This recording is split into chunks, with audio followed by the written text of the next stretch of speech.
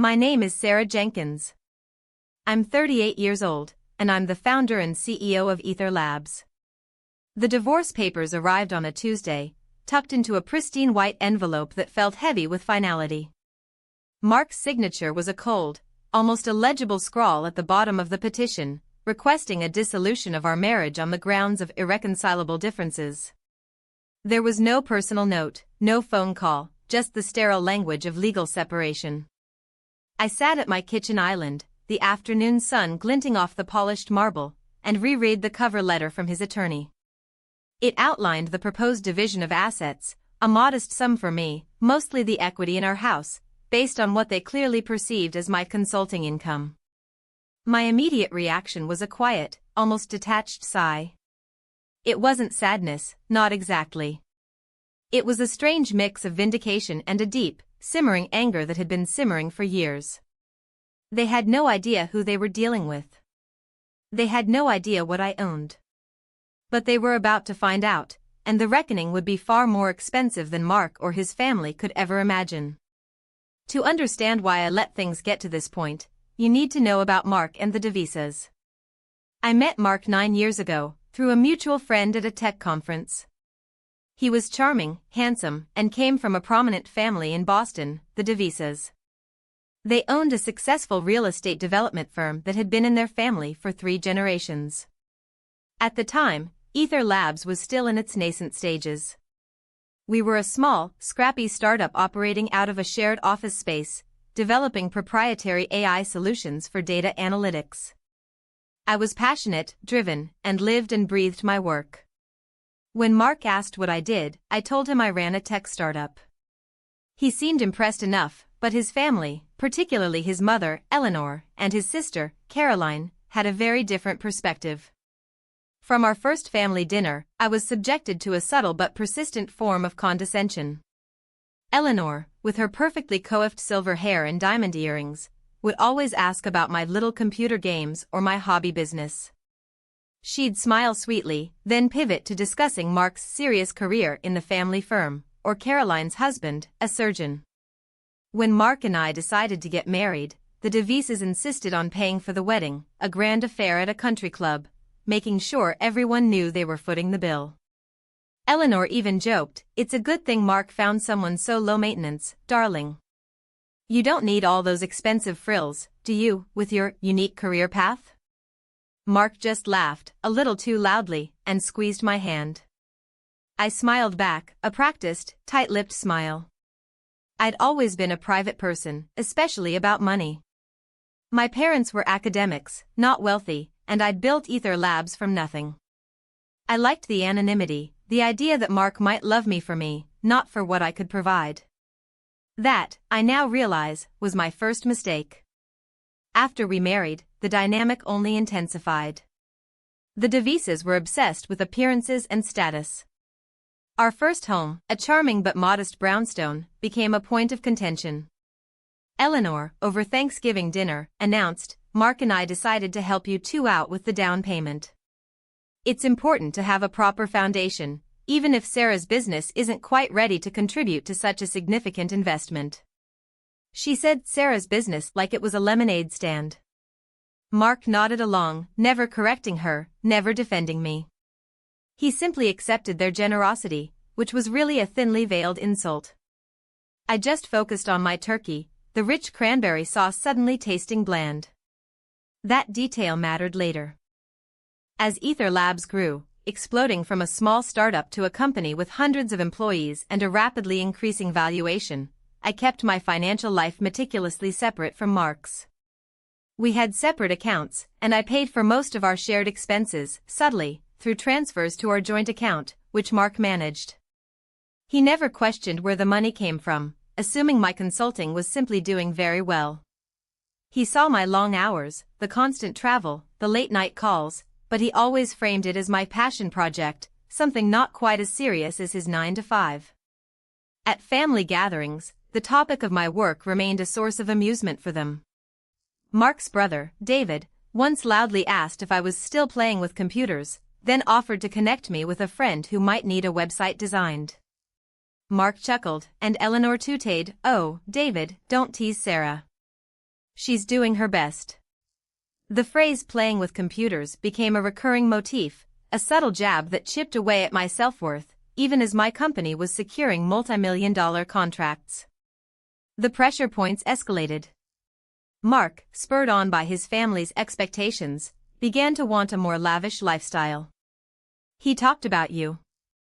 Parading our cars, taking more extravagant vacations, and joining the prestigious country club his parents belonged to.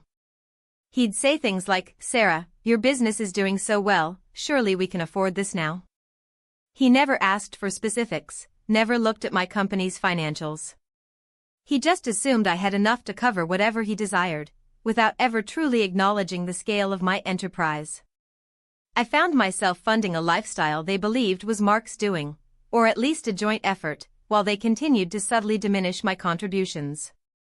One particularly galling incident happened 6 months before the divorce papers arrived. Mark came to me with a can't-miss investment opportunity in a new real estate venture his cousin was launching. He needed a significant sum, nearly $500,000, and expected me to pull it from my savings.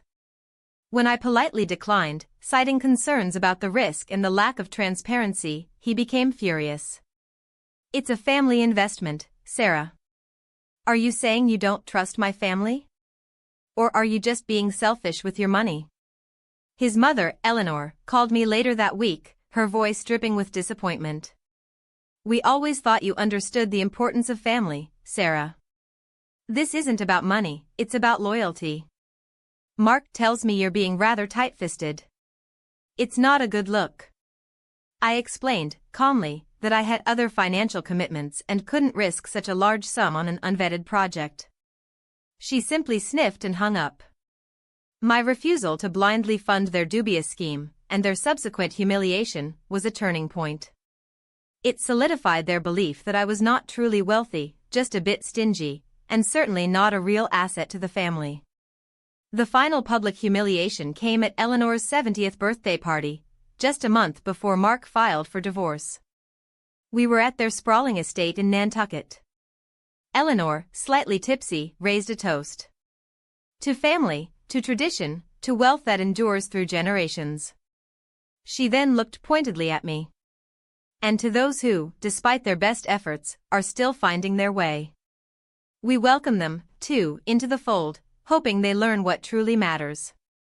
The room went silent for a beat, then everyone laughed, including Mark.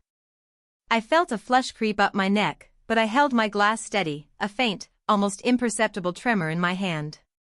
I could feel the weight of their judgment, the collective dismissal. Mark caught my eye across the room and gave me a patronizing smile. In that moment, I recognized the truth. They didn't just misunderstand me, they actively scorned me. They saw me as a charity case, a lesser being, tolerated only because I was married to Mark. Mark, for his part, had become complicit in their narrative, more concerned with maintaining his family's approval than with respecting his wife. That night, lying awake in their opulent guest room, I knew the marriage was over. The divorce papers, when they arrived, were almost a relief. Mark's lawyer, Mr. Harrison, proposed a settlement based on my declared income as a tech consultant and the equity in our brownstone. They offered me the house, a small alimony for a year, and a lump sum that barely covered my legal fees. It was a paltry sum, reflecting their profound ignorance of my true worth. I took the papers to my personal attorney, Evelyn Reed, a sharp, no-nonsense corporate lawyer who had handled Ether Labs' most complex legal challenges for years. Evelyn knew everything. She knew I owned 85% of Ether Labs, a company that, in its latest valuation report, was conservatively estimated at $3.2 billion. She looked at Mark's proposal, then at me, a knowing smirk playing on her lips. "They really have no idea, do they?" she murmured. Evelyn advised a careful approach. We didn't need to reveal everything immediately. We could counter with a slightly more robust but still plausible demand, enough to make them think I had more resources than they assumed, but not so much that it triggered an alarm. We wanted to see how far they'd push. Mark's lawyer rejected our counteroffer almost immediately, calling it unreasonable given Ms. Jenkins's modest income. Then, Eleanor called me directly. Her voice, usually so composed, was laced with venom. "Sarah, you are being ridiculous. Mark has been more than generous. You brought nothing to this marriage but your little computer games and a pile of debt from that failing company of yours. Take the offer, or we will make this very, very nasty. You're lucky to get what you're getting." She hung up before I could respond. The phone felt cold in my hand. That was it. The final straw. They had crossed a line. I called Evelyn. "Send them everything," I said, my voice steady. "Every single detail. The valuation reports, my ownership stake, the company's revenue, the patents. Everything." Evelyn smiled. "Are you sure, Sarah? Once this is out, there's no going back." "I'm sure," I replied. "They wa. NT nasty? They're about to get it." The next week, Evelyn sent Mark's legal team a comprehensive financial disclosure. It included Ether Labs' latest valuation, my majority ownership, and a detailed breakdown of my personal assets, which far exceeded anything Mark or his family could have imagined. Evelyn attached a short, polite letter stating that given the true financial landscape, our original counteroffer was, in fact, incredibly generous. The reaction was immediate and seismic. Mr. Harrison called Evelyn within hours, his voice a mixture of shock and barely contained panic. "Ms. Reed, there must be some mistake. This company, Ether Labs, it's a multi-billion-dollar entity. Sarah owns, this cannot be correct." Evelyn confirmed every detail. Mark called me directly, his voice strained, almost pleading. "Sarah, what is this? Why did you hide this from me? We can fix this, can't we? My family, they're talking about reconciliation." I listened to his desperate attempt to backtrack, to rewrite our history, and felt nothing but cold resolve. "There's nothing to fix, Mark," I told him. "And there's nothing to reconcile. You made your choice." The Devises were mortified. Their carefully constructed world of inherited wealth and social standing crumbled under the weight of their own ignorance and my undeniable success. The news spread through their social circles like wildfire. The low-maintenance girl with a hobby business was, in fact, a tech titan. The irony was not lost on anyone. Mark's lawyers tried to argue for a share of Ether Labs, claiming marital contribution, but Evelyn shut them down. My company was founded before our marriage, and its growth was due to my singular vision, relentless work, and intellectual property. Mark had actively dismissed my work, never contributed financially or strategically, and his family had ridiculed it. Their own words, their constant belittling of my computer games, became powerful evidence against them. We settled the divorce swiftly. I gave Mark a generous, but clearly defined, settlement that included the house and a substantial sum, making it clear it was a goodwill gesture, not an entitlement. He received nothing from Ether Labs. Eleanor and Caroline, who once looked down their noses at me, now avoided my gaze at public events, their faces etched with a mixture of embarrassment and resentment. The Devises' reputation for shrewdness and discernment took a significant hit. A few months after the divorce was finalized, I was in my office, overlooking the Boston skyline, signing off on a new partnership deal that would expand Ether Labs into a new international market. The city lights twinkled like scattered diamonds. On my desk, a small, unassuming framed photo sat. It was an old picture of me, young and hopeful, sitting at a cluttered desk in my first shared office space, a tangle of wires and monitors around me. I remembered David's sneering voice, "Still playing with computers, Sarah?" I picked up the photo, tracing the outline of my younger self. I wasn't playing anymore. I never had been.